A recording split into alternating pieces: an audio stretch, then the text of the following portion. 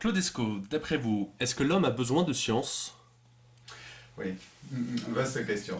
Je vais essayer de répondre à cette question en donnant simplement deux éléments d'éclairage.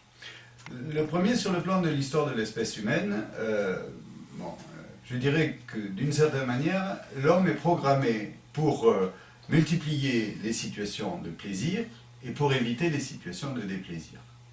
C'est-à-dire qu'au sein du cerveau, il y a des circuits neuronaux qui se mettent en place, circuits neuronaux d'appétence, qui récompensent par du plaisir la situation vécue. Alors récompenser par du plaisir, ça veut dire essentiellement la sécrétion de dopamine, qui est l'hormone du plaisir. Et donc, le développement neuronal, tout au long du développement de la personne, va faire qu'on va rencontrer des situations comme ça, et que ces situations-là, l'individu aura envie de les développer, de les renforcer, de les amplifier, et donc de cette manière adapter son comportement pour développer ce genre de situation.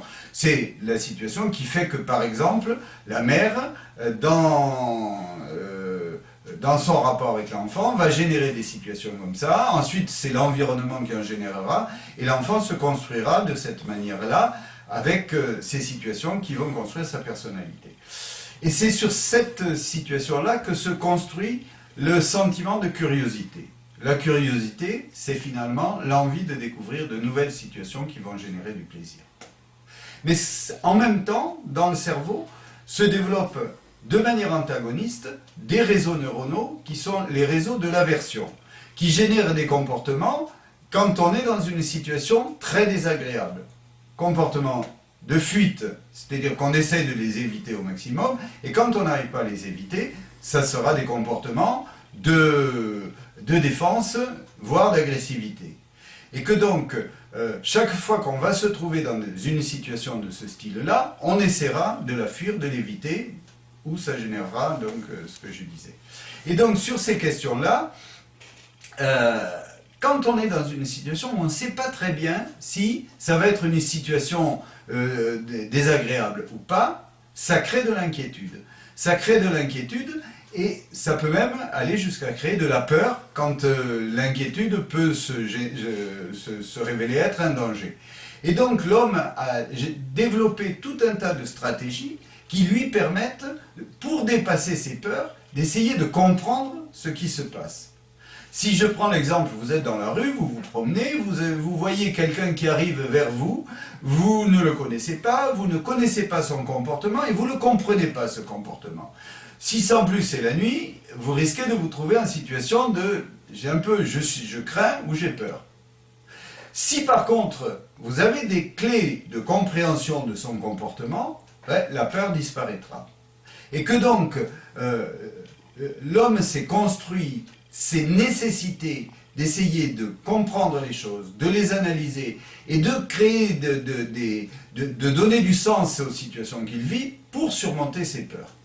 Et donc d'une certaine manière, je dirais que à la fois curiosité et recherche de sens sont deux choses qui sont inscrites dans le fonctionnement du développement cérébral. Et ce sont ces deux éléments qui sont la base de la science. Mais je ne voudrais pas aborder la question qui m'a été posée sur l'homme a-t-il besoin de science sans aborder la question de l'idéologie. Parce que dans ce que je viens de dire, on peut imaginer qu'il suffit de confiner l'homme dans un espace restreint dans lequel les situations de plaisir et les situations de déplaisir seront clairement identifiées et dans lequel chacun saura exactement comment il peut agir là-dedans et puis que tout sera pour le mieux. Mais ce n'est pas cette vision que j'ai du devenir humain et du devenir individuel et social de l'homme. Moi, je reste fondamentalement persuadé que ce qui fait le plaisir de vivre, c'est le développement de la personne. Et que ce développement de la personne, c'est être capable de mieux comprendre la vie, de mieux comprendre comment les choses se passent autour de soi, pour pouvoir effectivement agir et pour pouvoir prendre davantage de plaisir à vivre. Et que donc sur ces questions-là, il me semble que tant que je peux progresser, que ce soit sur le plan matériel, sur le plan humain, sur le plan relationnel, sur le plan intellectuel, chaque fois que j'aurai l'impression que je progresse, j'aurai l'impression de vivre. Et du coup, moi, en tant qu'éducateur, c'est ça que j'ai envie de développer.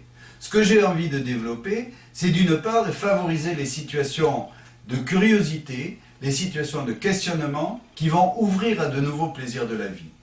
Ce que j'ai envie de développer, c'est favoriser l'analyse et la construction de sens qui vont permettre de passer par-dessus ces craintes, passer par-dessus ces peurs. Et on sait combien ces questions de peur sont des questions génératrices d'angoisse et sont aussi souvent la base de tout ce qui est le comportement raciste ou xénophobe. Et puis, c'est d'autant plus renforcé par l'idée que je sais que l'homme est un animal social.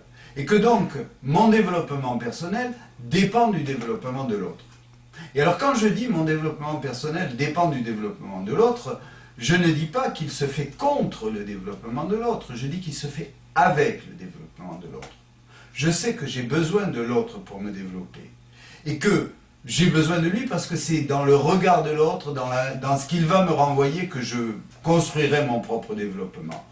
Et donc, plus l'autre va se développer, plus moi je me développerai. Et que donc c'est cet élément-là qui est la construction du regard que je porte idéologiquement sur le devenir de l'ensemble des gens dans la société. Et donc c'est au travers de ces questions-là que j'ai envie de répondre maintenant à la question, mais finalement, est-ce que l'homme a besoin de science? Et je répondrai par 3 affirmations.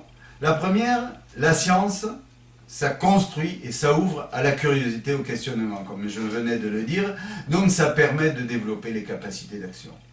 La deuxième, la science, ça suscite l'analyse, la réflexion, la mise en ordre, la théorisation, c'est le fonctionnement de la science, et donc ça permet de dépasser ses peurs, parce que ça permet de donner du sens à sa vie.